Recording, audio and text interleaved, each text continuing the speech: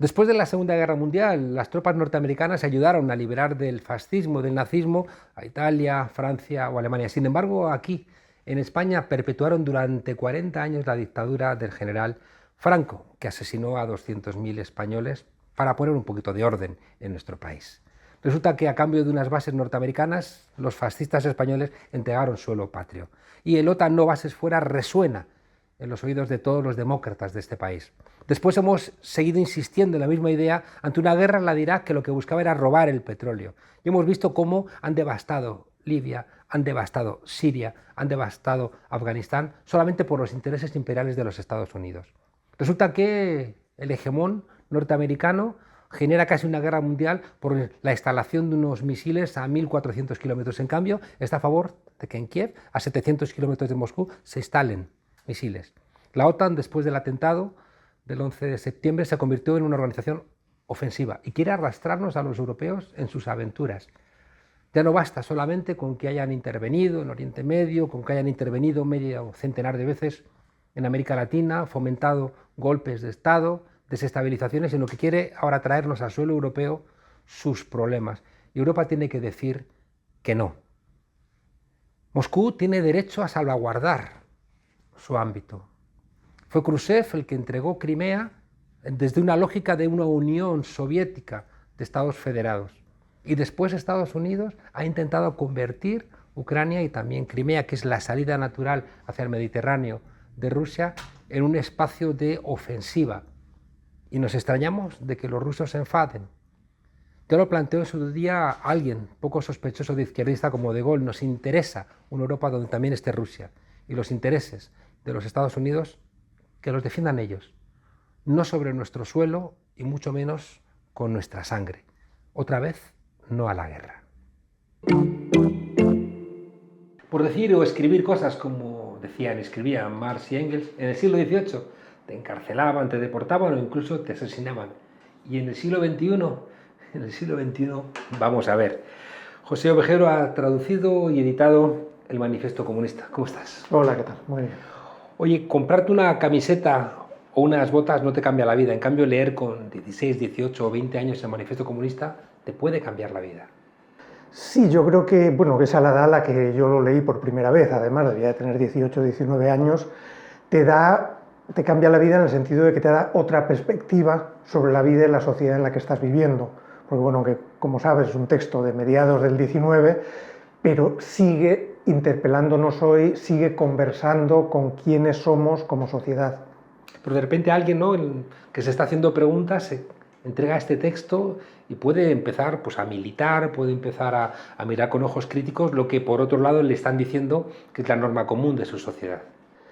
Sí, y además te lleva a pensar en la continuidad que hay desde ese capitalismo decimonónico, que pensamos absolutamente algo del pasado, y todas las cosas que hoy también perviven en el capitalismo, transformadas, modificadas, a veces no tan reconocibles, pero te das cuenta de que hay una lógica detrás, de que hay una manera de entender el mundo que a lo mejor no es la tuya.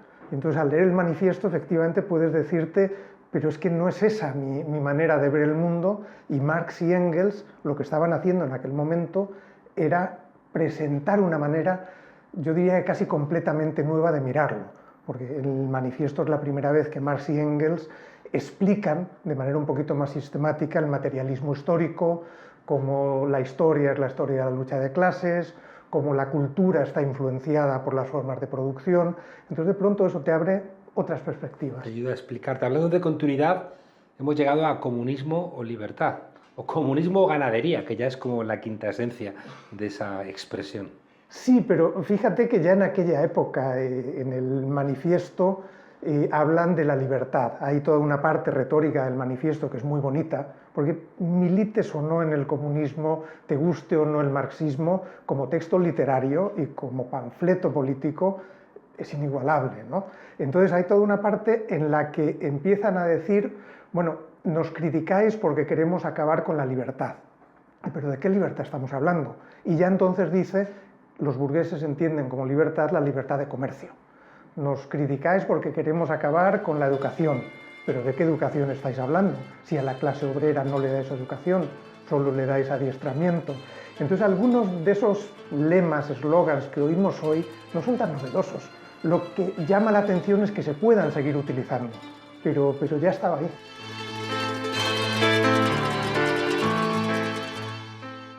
Hay una mirada mítica sobre la clase obrera. Sí, claro, ahí el Manifiesto Comunista, aunque pretende ser un texto práctico, es un encargo, pretende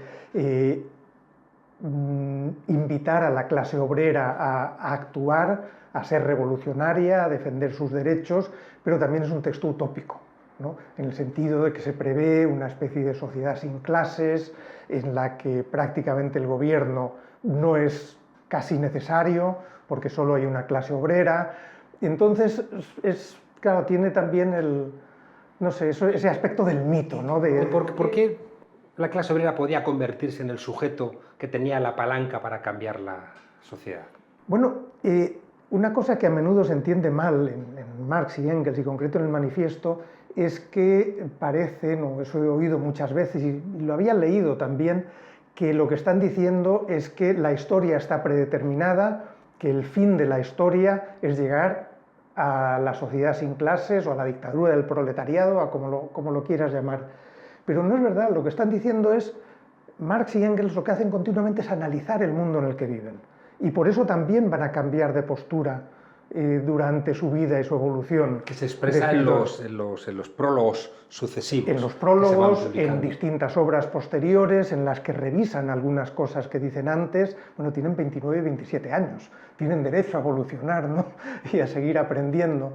Entonces, a mí me parece que lo que están hablando Marx y Engels es de que el mundo está cambiando.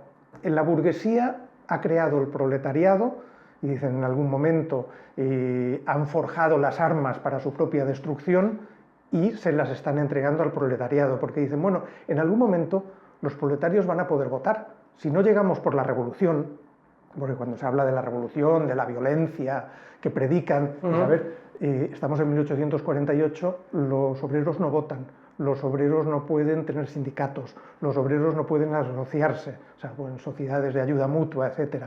Entonces, no tienen muchas vías para conseguir defender sus derechos, además viviendo en condiciones terribles.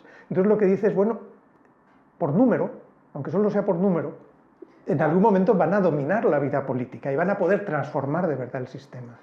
La lectura que yo veo, y me parece correcta, es que no hay ningún colectivo que expresara tanto dolor acumulado como la clase obrera, porque no le entregaban el fruto pleno de su trabajo y encima las condiciones de vida eran deplorables y por tanto en cuanto hubiera un salto de conciencia, lo que te pasa es injusto que te pase, ningún colectivo sumaba tanta gente, ¿no? En ese momento ni el feminismo ni la lucha colonial quizá, ¿no? Pero en el ámbito europeo solamente la clase obrera podía aportar, ¿no?, esa fuerza revolucionaria. Sí, bueno, por dos motivos. Uno, que Marx y Engels no descubren a tiempo la importancia de la lucha anticolonial, es quizá uno de sus puntos débiles en su pensamiento, y luego también porque conocen muy bien la situación de la clase obrera.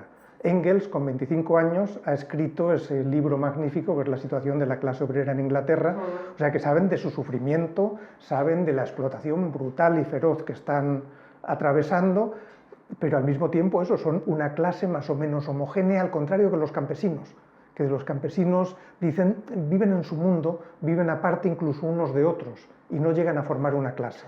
Pero el proletariado sí. Y eso seguramente ha dificultado después en el siglo XX, incluso ahora en el siglo XXI, entender que no existe un proletariado. Sí, porque además ha habido un proceso de diferenciación. Hoy la inmensa mayoría no se considera proletaria, aunque vive en condiciones de precariedad que la acercan enormemente al proletariado. Hoy las clases medias se han disgregado enormemente. ¿Invalida la existencia de clases medias el análisis del manifiesto?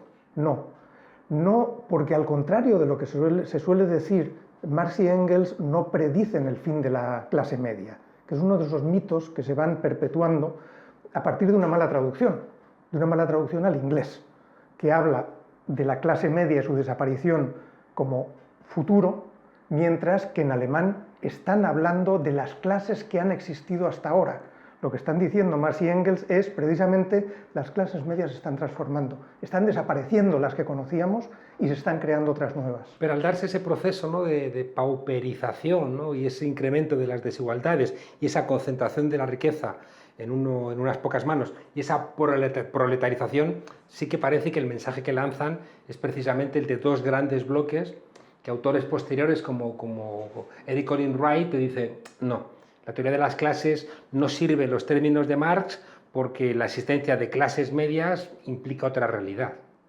Sí, es verdad. Como decía antes, también evolucionan en su manera de mirar las clases. No recuerdo si es en los elementos fundamentales o en un discurso de Marx ante el Consejo de la Internacional Socialista, explica cómo una parte de la clase media y de la pequeña burguesía se está yendo al sector servicios. Es que tenemos que tener en cuenta que también la sociedad era otra, no solo que su comprensión fuese deficiente, sino que las clases eran diferentes de las que hay hoy. Hoy, con la perspectiva, con los cambios, tenemos que hacer un análisis de clase distinto.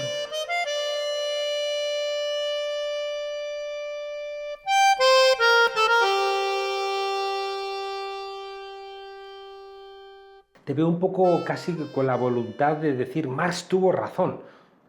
No, lo que pasa es que se le han Te lo digo porque esa achacado, lectura a veces sí, tan canónica creo que ha hecho mucho daño. Incluso creo que si Marx se levantara nos daría una patada en el culo y nos diría ¿qué hacéis? ¿No? Que no estáis analizando vuestra sociedad y estáis analizando vuestra realidad con los criterios de la nuestra de hace 150 años. Efectivamente, ese es el problema. Bueno, creo que hay dos problemas.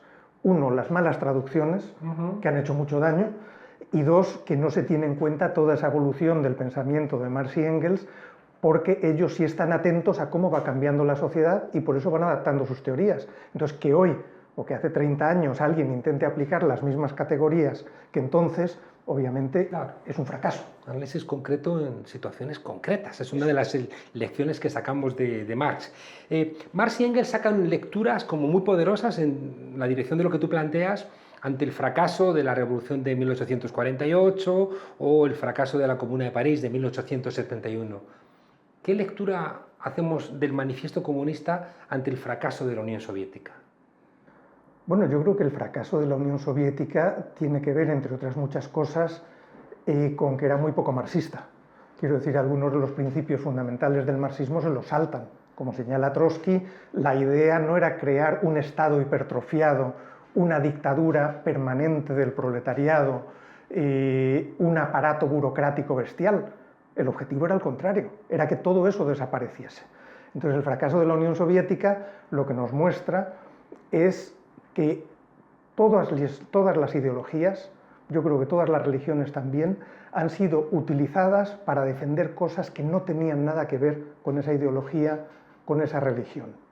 Entonces, sobre esa base se han cometido atrocidades, también con la defensa de la democracia parlamentaria, de los derechos humanos. Todo eso ha generado monstruos. Y el marxismo ha generado monstruos. Pero, entre otras cosas, porque no se ha aplicado. ¿Puede leer igual el Manifiesto Comunista un ruso, un alemán, un francés, un cubano o un chino? Bueno, yo creo que hoy más. Antes no. Quiero decir, la lectura que se podía hacer en Rusia del Manifiesto Comunista en 1880 era muy distinta de la que se podía hacer en Francia, donde ya hay una democracia burguesa, hay un sufragio universal masculino, mientras que en Rusia hasta 1905 no. Rusia es una sociedad rural y una de las cosas que hacen cambiar a Marx también es que empieza a recibir visitas de intelectuales rusos que piensan que se puede hacer la revolución en Rusia, y Marx siempre ha pensado que es algo urbano del proletariado. Empieza a estudiar ruso y empieza a descubrir, y ya lo ponen en un prólogo, que sí, que Rusia podría ser la vanguardia revolucionaria. Pero claro, es un contexto completamente diferente. Hoy se parece mucho más todo, el contexto. La globalización ha hecho que los sistemas... Nos ha McDonaldizado a todos. Efectivamente. Entonces eso, claro, da una lectura más homogénea. Aunque de todas maneras yo en la edición que he hecho del manifiesto sí quería que hubiese alguien de Latinoamérica para darnos una visión diferente. Sí, de Iván de la siempre Nuez, me he planteado cómo traduciría Habermas a mi Diosito o padrecito, échame una manito, ¿no? Creo que tendrían un ictus.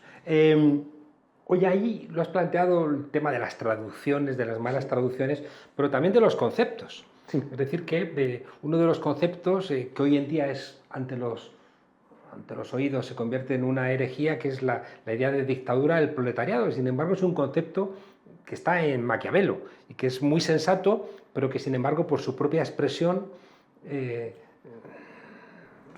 pierde toda su valía. Que no es una expresión que sale en el Manifiesto Comunista, por cierto. Pero más o menos se intuye, ¿no? Sí, lo que pasa es que hay que entender, primero, estamos en 1848. No ha habido las grandes dictaduras, obviamente, del siglo XX. Marx y Engels, cuando hablan de la dictadura del proletariado, hablan de ella porque dicen ¿qué son los gobiernos? En el fondo son la administración de los negocios de una clase. Antes había una dictadura de la aristocracia, luego una dictadura de la burguesía. De hecho, cuando están escribiendo, como digo, los obreros no pueden votar, no pueden defender sus intereses. Y él dice lo que necesitamos es, aunque ya digo que no usa la palabra, una dictadura del proletariado. Es decir, que los jueces, el ejército, todas esas instituciones que están al servicio de la burguesía se proletaricen, pero se proletaricen y se conviertan en cargos responsables. Él está pensando más bien en la dictadura de la época romana, cuando alguien en un momento de crisis se hace con el poder, pero solo por un tiempo limitado, y luego tiene que ser responsable de sus crímenes. Yo creo que esa es la idea clave, que entonces, es un tiempo limitado. Es decir, y la enseñanza de la Comuna es, sois idiotas, les habéis dejado el ejército, el Banco de Francia, los medios de comunicación, los jueces, y en 2 meses os han vuelto a tumbar, ¿no? Creo que es una ingenuidad por parte de los que quieren cambiar un orden de siglos. Claro, que de hecho Marx escribe La Guerra Civil en Francia después de la Comuna de París, elogiando la Comuna, pero antes de la Comuna él estaba en contra de hacer de una actividad revolucionaria de ese tipo, porque decía no estamos preparados, la clase proletaria tiene que formarse más de lo que está.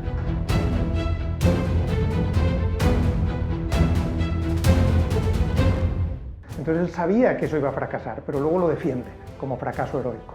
Los obreros no tienen patria, sí, dice el manifiesto. Sí. ¿Se sostiene esto? ¿Se puede ser nacionalista y de izquierdas? Sí, sí, y también según de acuerdo con Marx.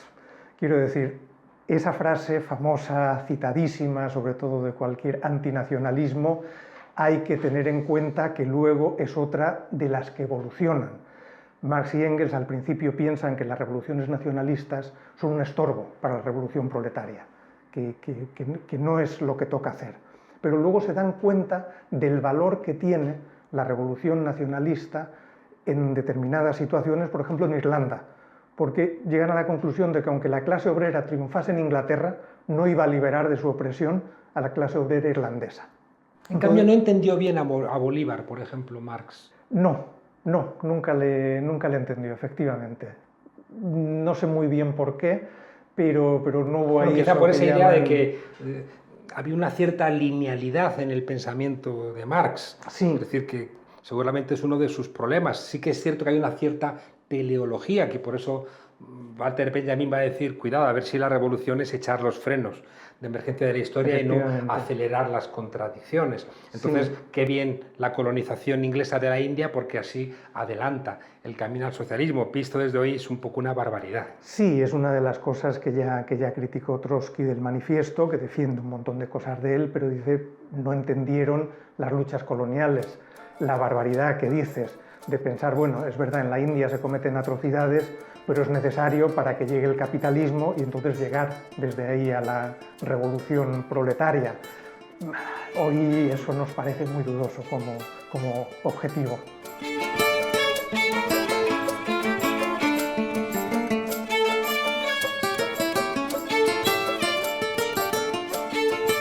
Vivimos, José, el tiempo de la globalización, de la desmesura, de la extensión del sistema capitalista por cualquier biosfera, el incremento radical de las desigualdades, la destrucción de todos los vínculos comunitarios, incluso la incompatibilidad vemos entre la democracia y el capitalismo.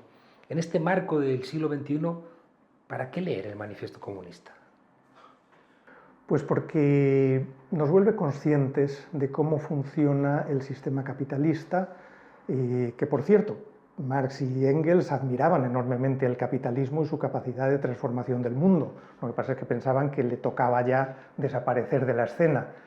Y también es verdad que ahí se equivocaron porque pensó que eso iba a suceder de manera mucho más lineal y rápida.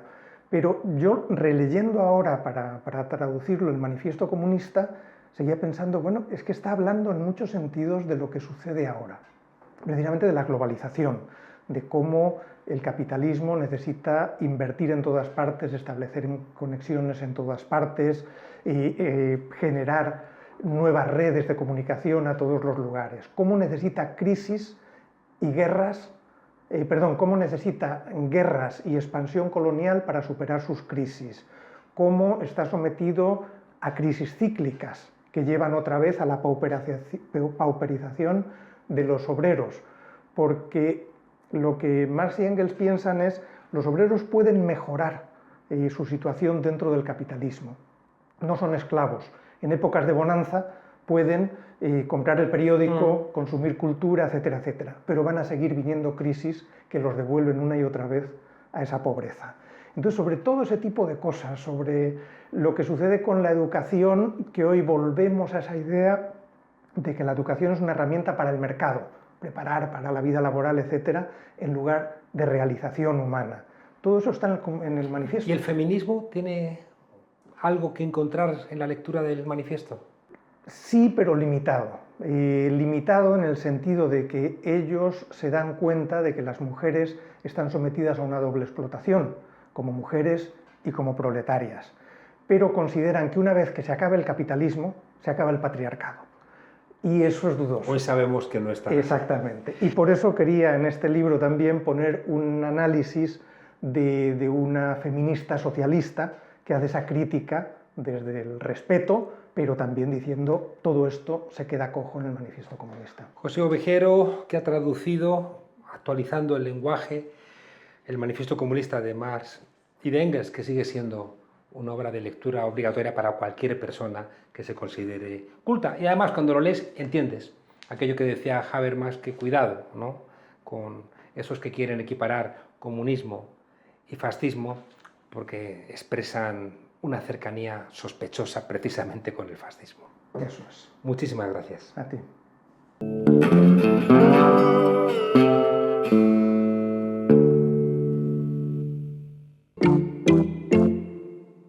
Don't Look Up, o No mires arriba.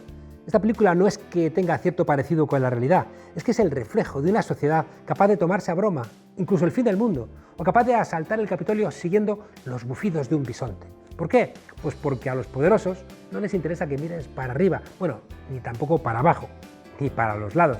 Quieren que mires a la pantalla. Y punto. There's something you don't like the looks of. We discovered a very large comet. Oh, good for you. It's headed directly towards Earth.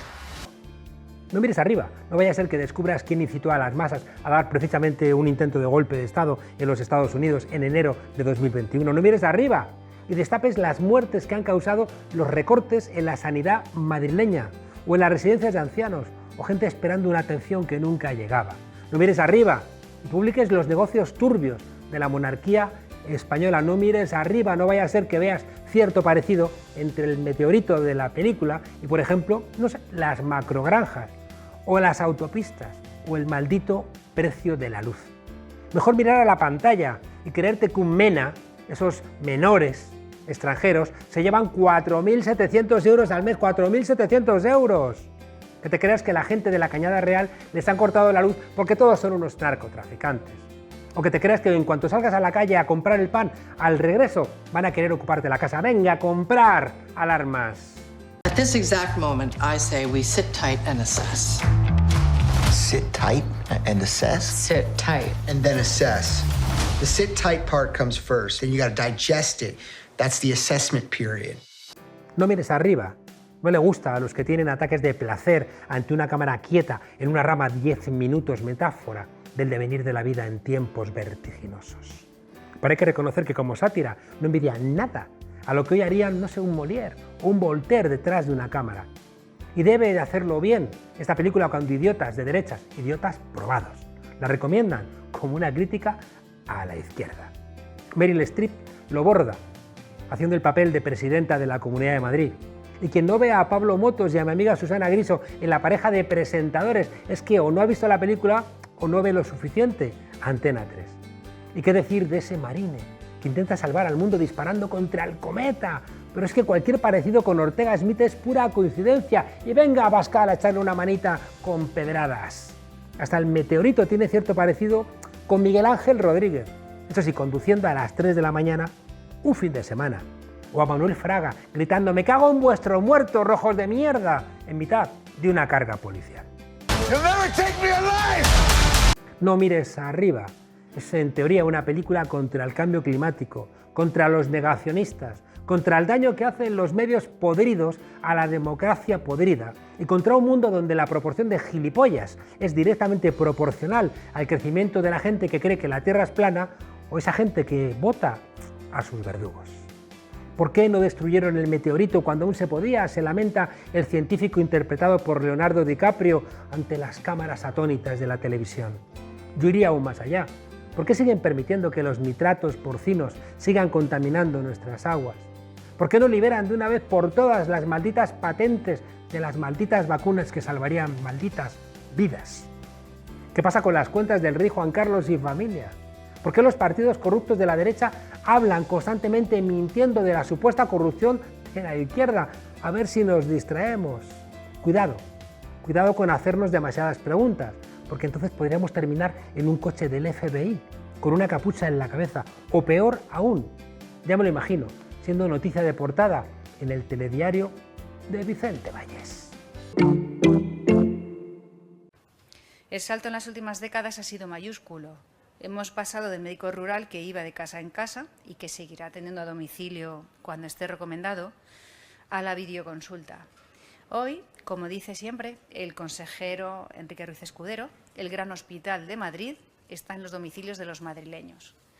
Acabáramos. A ver si va a resultar que los 170 millones que ha costado el Zendal era solamente una ayudita a 4 amiguetes constructores. ¿Para qué queremos un superhospital de pandemias, teniendo casi 400.000 viviendas censadas en la Comunidad de Madrid?